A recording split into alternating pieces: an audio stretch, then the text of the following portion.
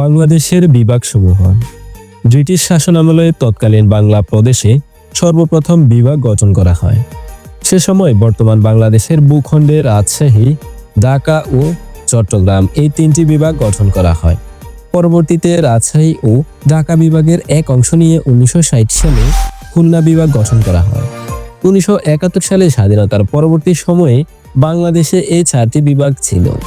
খুলনা বিভাগের এক অংশ নিয়ে 1993 সালে বরিশাল বিভাগ গঠিত হয় এবং 1995 সালে চট্টগ্রাম বিভাগকে ভেঙে সিলেট বিভাগে প্রতিষ্ঠা করা হয়। 2010 সালে 25 জানুয়ারি বৃহত্তর রংপুর আর দিনাজপুর অঞ্চল নিয়ে রংপুর বিভাগ গঠন করা হয়, যা আগে রাজশাহী বিভাগের অন্তর্ভুক্ত ছিল। 14 সেপ্টেম্বর 2015 সালে অষ্টম বিভাগ হিসেবে ময়মনসিংহ বিভাগের নাম ঘোষণা করা হয়। পূর্বে এটি ঢাকা বিভাগের অংশ ছিল এবং বর্তমানে প্রস্তাবিত দুইটি বিভাগের নাম পদ্মা ও মেঘনা।